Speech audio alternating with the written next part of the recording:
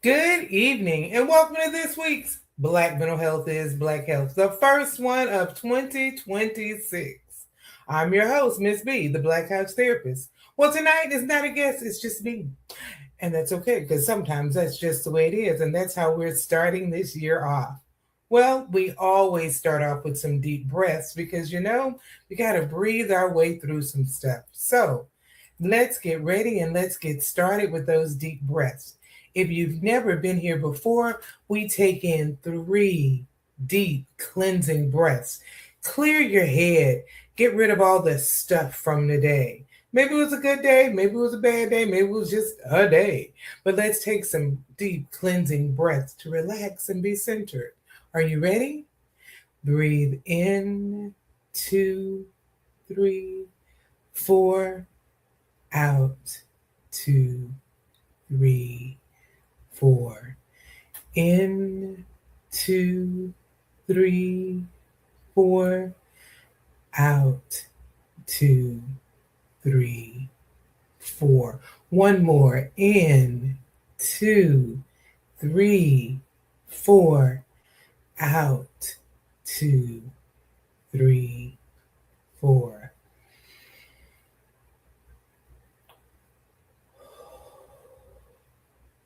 I needed one breath with you because I've had a fun-filled day. Not a bad day, just really kind of day. Well, tonight's topic is all about fear. It says, forget the fear. Well, why am I talking about fear? Well, so many people I've seen lately people are fearful for so many things. Um, and then there's some people that, I just don't ever have any fear because I am too faithful and too faith-filled to be fearful. But the Bible talks a whole lot about fear. So we're going to look at fear tonight. Some people say, I'm just afraid of everything. I'm afraid to leave my house. I just can't do it. Others are just, I'm afraid to be afraid. So fear takes so many places in our lives. So I wanted to address, how do we handle it? What do we do with this fear? So here are some reasons recently I've heard, or things that I've heard people say causes them to be fearful. Some are personal, like I'm afraid I won't reach my full potential. I just don't think I'm going to make it. Or I'm just not enough. Or I won't be able to provide emotionally or financially for my family. Yeah, they're thinking that I just can't do it. And it's not always just financially. Some people fear being emotionally present. I won't be able to retire because I still got to work because I don't have enough money. What if I lose my job? I've already lost my job. What if I don't find a job? What if my relationship won't work out? So many personal reasons that people are fearful. Then there are the more general reasons that are global. Parents sometimes wonder, will my child be safe at school? I'm sending them to school. Will they come home today? Will there be a school shooting? Real fears. Will I be safe on the road just driving? Because road rage is real and drivers are crazy. Am I going to be safe? The government is crazy right now. Everything going on. Who knows what? Will I have insurance? Will I have this? It's crazy. And one more, being black in America can be scary. So there's so many reasons we have fear. But if we walk in fear, is that going to be beneficial? Walking in fear and believing that there's fear and understanding it and being captured by the fear doesn't make it go away, nor does it fix the problem. So we're going to look at fear. I want to, for a brief moment, analyze fear from just a physiological and a psychological point of view. I always talk about mental health is health. You cannot impact your physical health and not impact your physical, and vice versa. They impact each other. So when we are in a place of fear, it impacts us physiologically, it impacts our well being. So, how does that happen? Um, so it impacts our brain. Our whole brain gets involved. So when we first thing is we recognize something makes us fearful. It could be anything from a startling sound that makes you jump to a real situation that's major, that your body says, fear. So when your body says fear, what is going on? And it happens like this. But what happens? It triggers a part of your brain called the amygdala. And that's a part of your brain that tells it, look out, something is time for a threat. And you're going to go into it. It triggers the beginning of the fight, flight, or freeze stage. Then the hypothalamus, another part of your brain, kicks in, and your nervous system, your autonomic nervous system kicks in. Your heart rate changes, your blood pressure changes, and other things are happening. Once all that happens, you've already triggered the amygdala. Now it kicks in, and you're in fight, flight, or freeze stage. And the hormones kick in as well. And your body is releasing cortisol and adrenaline. And then your breathing again is impacted. And the last thing that get impacted is your frontal cortex can be shut down, which is a part of your brain that allows for rational thinking. It gets shut down because you're in survival mode. All this can happen in the blink of an eye. So when we become afraid, deeply afraid, all of this can happen. So just understanding that, man, fear is real. I can say fight the fear, forget the fear, but it's not just that simple, because I wanted you to see in those few moments that it is a real thing. And it impacts our bodies, and it doesn't. And once you act all that in the brain, it takes longer to calm down than it does for everything to kick in. But let me say this about fear. Believe it or not, sometimes fear can be beneficial. You're like, really? How in the world? Well, that initial fear might signal to your brain, hey, you're in a dangerous situation. Watch out. It may take that, you respond in fear. And if you don't let the fear just escalate, it's enough to tell you you're in danger, move. That's one way. Another way, in addition to that, so it could alert you, but then it also can preserve your life. Because in the fear, if you're choosing flight, I got to get out of here, that might be beneficial depending on the situation. Sometimes there's other fears that in our lives, not maybe just in that moment, but we talked about those big global fears that allows you to say, you know what, I got to make a change. There could be a fear of, let's say your family has health challenges. In the African American community, we know about diabetes, cholesterol, and heart problems, and high blood pressure. Let's say you don't have those, but they're your family. So many people in your family do. And you're like, well, one day I'll get it because everybody else does. No. Maybe you're afraid you'll get it. And that fear could tell you, you know what, change your lifestyle. Maybe you're a person that, you're eating the same as everybody else in your family. And you're like, oh, maybe I'm tempting fate. It's going to happen to me. So that's a case where that fear can cause you to change your behavior. That could change your life. Also, fear could make you grow. I'm afraid I won't get a promotion. I'm afraid this will happen. So I need to do more. I need to do better for myself. So there can be a little benefits from a certain kind of low-level fear that makes you look at yourself, makes you look at what's going on to say, okay, I've got to do something different. So the first two things are fear is physiological. It's part of your body. All your brain kicks in. All these things happen in your brain, and then your body takes over. Fear in and of itself is not bad. I want to look at just kind of have this acronym for how we manage fear, but I want to look at it from a spiritual yet Christian point of view. Earlier I said some people are just I am too faith-filled to have fear. I even say on my voicemail and believe fear and faith cannot exist in the same space. So some people take that to mean, and I've had to correct him, this is my statement of what I mean by it, is that I can have fear and I can have faith. I just can't do them in the same space. So what does that mean? All of us play multiple roles. I'm a mother, I'm a counselor, right now I'm a podcast host, I'm a therapist, I'm an educator. I do all of these things. But right now I'm doing one thing. So that sometimes the one thing I might live in is fear, other times is faith. Hopefully, your faith can override your fear. But sometimes that fear can override your faith. Be real. And it's a constant struggle to decide. They can't exist in the same space.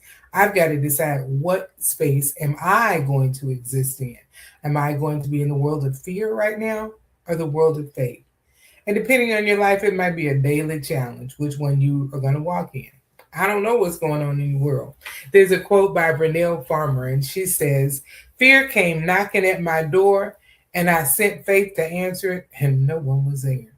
So, from that faith point of view, yeah, we can use our faith to conquer our fear, but understand that it's real. Fear occurs in the Bible over 300 times. Why? Because God knew, oh, these are going to be some scary people. They're going to have fear. And we do. We do. But we don't live in it. Can you let it overcome you? Fear can impact your mental health because it can stop you, it can block you. As I said, there are people who are afraid to go outside. And I understand, because it's a crazy world. So there are people who don't want to go outside because they're afraid something's going to happen. They're afraid maybe I'll get in a car wreck, or maybe there'll be a shooting. I had a client once who was working on getting outside and was ready to go to a mall. The day they were getting ready to go outside, guess what? It was a shooting at the same mall she was going to go to. So that fear was real. That fear was heightened. So going outside, yeah, that didn't happen that day. People who are afraid to drive. I can remember personally, I had an accident, and the first day I got back in my car to drive, my car was it was a pretty bad thing. First day I get back in the car to drive, I am at a stop sign and someone rear ends me. Really? I'm stopped. You know, at first, when you're in a wreck, and I was in a car driving one way, and it was a police chase. You see people get hit in police chases. Yeah, that was the situation. I started out going this way. It hit the tail end of my car, flipped my car around. I ended up going the opposite direction. Yeah, not a good thing. So you're like, okay, I'm not going to let fear overtake me. So let me get in the car. You know, you had to get a rental car because it totally killed that car. Okay, I'm going to get the car and I'm going to drive. First day I get in the car, I get hit again. So that was a real fear. I kept driving. I didn't let it take over. But sometimes our fears are real, and we just have to look at them head on and manage them. But they're real. How do we deal with it? So I have an acronym I want to share for fear. So, and ways to manage it, and ways to help manage our mental health, and not let our fear, I do want to add this, not let our fear lead us into anxiety disorders or depression, because you can be so fearful that it leads to actual anxiety about going out. Or you become depressed because you're so fearful that, see, this is going to happen. And I just know, and see, my children aren't safe. You know what? I'm going to homeschool them. I can't deal with it. These are real things people deal with based on fear. But as I said, you can also become depressed based on this fear because it's more than you can handle. So let's look at this acronym, a way to think about fear. And the F stands for feel it and face it. I'm a firm believer that when you have something going on in your life, deal with it, look at it, accept it, claim it. Now, some people say, I don't want to claim my depression, for instance, or I don't want to claim my fear. I say, if you claim it, own it, you can change it. As long as I ignore it, it's not mine, it's not real, it doesn't exist. As long as I'm in that vein, I cannot change it. But when I feel this fear, I don't like it, I'm going to face it head on. Fear, you're not going to stay here. When I feel it and face it, I can change it. I have to acknowledge it, own it, embrace it, and say, fear, you're not mine. You do not belong to me. So the first thing in managing this fear is to feel it and to face it. Acknowledge it. Develop your own way to do something about it. It's yours. It's real. Ignoring it, feeling like it's not real, does not make it go away. So own it. I'm owning it and it's mine and I can get rid of it. The E stands for enter into stillness and empower your inner voice. Sometimes when we're in situations, be it the personal or the big ones, we got to be still. One of the personal fears I talked about was people feeling like I'm not enough. I won't reach my potential. I'll let down family members. And we put all of this on ourselves. And we're in that kind of personal, ongoing fear, that discontent. And maybe we need to sit in the stillness, be still. And in this case, from a spiritual point, a Christian point of view, a believer point of view, be still and know that I am God. What does God say about you? What is the truth of your situation? When we're in those personal fears, sometimes they're false. Also, there are some fears that we can change. They're in our control. There's some that are not. And maybe we have to sit in our stillness, sit in our quiet and figure out, is this something I can change?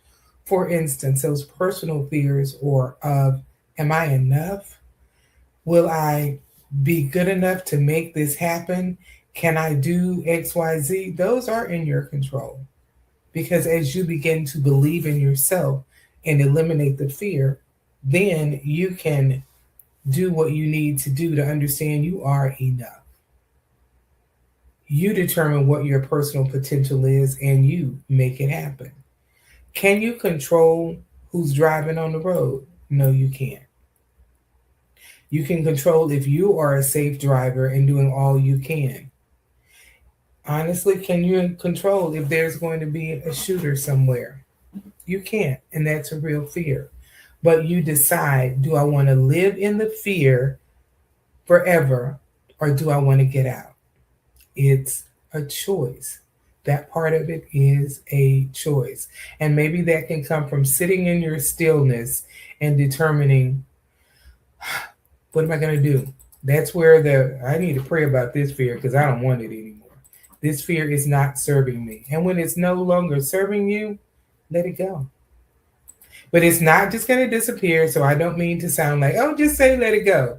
But I'm saying sitting still. And the second part of that E is empower your inner voice. Speak to your fear. Speak truth to your fear. In terms of the I am not enough, you are. Speak truth to that. In terms of the fears that are out of your control, I can't control this, but I'm going to live. I am not going to let the things that I am afraid of take over. So that inner voice becomes louder than the external voice of fear. And that's where if fear and faith can't exist in the same space, I'm going to be in the space of faith. I'm not going to let the fear take over because it can and will if you let it. So choose to empower yourself with your inner voice. If you say something over and over, it becomes a part of you. So if you're telling yourself over and over, this is so scary, I can't do it, I'm not enough. If I go out, something's going to happen. If I go out, something's going to happen. Well, you create the energy for something to happen and go wrong because that's what you're expecting. So have that inner voice. The A in fear I have stands for act in spite of the fear and ask for help. So fear can be paralyzing. It can. Are we going to remain paralyzed or are we going to act on it? Are we going to say, okay, you know what? I got to do something. In case of, am I enough? I am enough once you empower yourself with your inner voice and begin to act on it. Treat yourself as if you are enough. Move in a way that shows you are enough. Change your patterns. If the fear is about your child and their safety or just about going out and knowing, are you going to be safe? Take things, do things that are going to empower you. Take action to make you feel safe. Take action if it's a personal fear you're worried about. You have fear of a relationship. Take the action to determine, is this the relationship for me, number one. What am I doing to make this relationship successful or not? That's up to you. Nobody can do that but you. Um, so, yeah, take the action in spite of the fear. Don't let the fear paralyze you. Work past the fear. If it's getting in the car driving, and maybe getting in the car driving means I'm not going to drive in certain areas yet, but I'll drive here. But at least you're driving, you're taking an action. You're doing something to say, fear, you are not going to win. I'm not going to let you win. And in doing that, you take some action. And the other part of the A is ask for help. As a therapist, I'm going to tell you part of that asking for help could be going to therapy, could be saying, you know what, I can't do this. It's okay. I can't manage this fear alone. I firmly believe that we were built and made to be in community. You weren't meant to be alone and live life solitary in a solitary confinement. I don't mean that you can't be the introvert who just doesn't like people, but we were meant to be in community, to ask for help. When you have a fear, you probably are the only one with that fear. Therefore, talk to somebody about it. Talk it out. If the fear is overwhelming, it's leading to straight up anxiety or depression, or it's immobilizing you, get help. There are therapists like myself out there that can help you. That's a time to say, hey, I need help. And yes, Black folk do go to therapy more and more, and we need to keep going. Then the R stands for redefine it and release the burden. So I'm big on restating something, finding another way of saying it. So redefine your fear. If your fear is those personal fears of not being enough, not being able to manage life, redefine it. And the redefinition could be I've got to find a way to do this differently. I am not handling this well right now. Going back to facing it and feeling it. So I need to figure out, is it that I'm not enough, or I just have to find a way to do me differently? You see, you look at it differently, reframe it. Find another way. There's always another side to that coin. So look at it differently and release the burden. The other part of that R is release the burden of the fear. You know what? It's a big burden to stay in fear. It is. It weighs down on you. I talked about when you're in that really scary situation, everything that goes in your body, that's a lot on you. And when you have that underlying pervasive fear of those personal things or of getting out, your body stays in that heavy mode. That's a lot. Who wants to stay in the vein of, remember I said it can, when you're in that fear mode, it affects your heart rate, your breathing, your cortisol levels go up, your adrenaline is flowing. All of these are things that are not helpful to you physically. So that's a burden on your body. It's a burden mentally and emotionally because, as I said, staying in that fearful mode can turn to anxiety or depression. So that's a burden. Fear is a burden. What are you going to do with it? So I'll just remind you, when it comes to fear, feel it and face it. Enter into stillness and empower your inner voice. Act in spite of the fear. Ask for help. Redefine, repurpose your fear, and release the burden of fear. When I look at so many people and how they manage fear and how they experience fear, it can be very difficult. I see people who that fear really does mess with their faith because they believe if they're fearful, they don't have faith. So once again, I want to remind you, you can have faith and you can have fear. You just have to decide today which one is going to be greater. And the reason why I say today, it's a day-to-day thing. You may be good today and not good tomorrow because something can happen. And it can be the same fear, but some days you can handle it better than others. So Be gentle with yourself. I always say, give yourself the same grace you want to give others. So when it comes to your fear, acknowledge it, it's real, but don't beat yourself up because you're fearful. Don't allow yourself to feel that being fearful means you don't have faith. Don't allow yourself to just find ugliness in your fear. Fear is something that impacts everyone. It is real and it doesn't have to control you. So don't let it. Um, as we wind down, I want to share this poem about fear by, oh my gosh, Marianne Williamson. I do not have rights to this. It has been so publicly used, I feel like I can read it. This deals with our inner fear. You know, I talked about the two kinds of fear, the one that's more global, and then that personal fear, I'm not enough. This addresses that. Our deepest fear is that we are in is I'm going to start over. Our deepest fear is not that we are inadequate. Our deepest fear is that we are powerful beyond measure. It is our light, not our darkness, that most frightens us.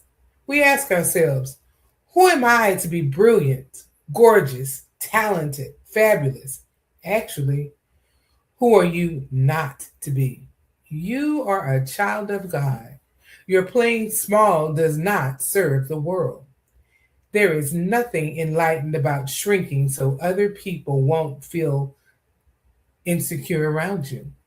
We are all meant to shine as children do. We are born to make magnificent the glory of God that is within us. It is not just in some of us, it's in everyone. As we let our own light shine, we unconsciously give other people permission to do the same. As we are liberated from our own fear, our presence automatically liberates others. Can you let go of that personal fear? And in doing so, when I say let go of that fear, it's whether it's that personal, I'm not good enough, or I'm scared to go to the store. Have enough faith in yourself, have enough faith in God, and let the fear go. No longer let it control you. It's real. If it is controlling you, go back to that A, ask for help. It's okay. That's a real reason to go to therapy. I'm scared to live life. It's real. I've had people come in, and that is basically their issue.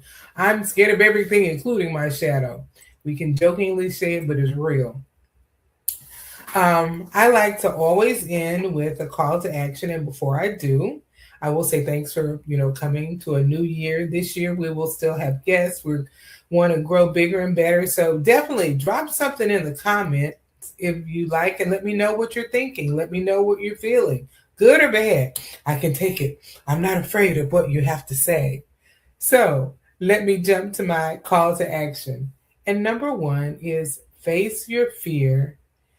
And if it serves no purpose, let it go. Remember I said some fear might motivate us to do things? So face it, embrace it, feel it. If it's not serving you, let it go. Number two, understand that there's no need to walk in fear, even though we live in a scary world. If you're staying in the point of fear, it will take you away from the point of action. And you don't have to do it alone. So find others who can help you through this fear. And lastly, as always, vote, vote, vote. Be an educated voter. Now, things are scary in our country, and some of them are because folks didn't vote. So you be an educated voter. You get others out there to vote. And before this next election coming up in March, we will have someone talking about just voting and its importance. Well, I'm Bronwyn, Miss B, the Black Couch Therapist, and I said I'm here to help you become a better you. If you are walking in fear, I encourage you to let that fear go. You're greater than fear. And I'll see you next week. We'll probably have a guest at that point. Have a fabulous week. Oh, and check out Midday Moment of Positivity right here where you are. Every day, around the 12 o'clock hour. Just come and hear a positive thought and take a few cleansing breaths.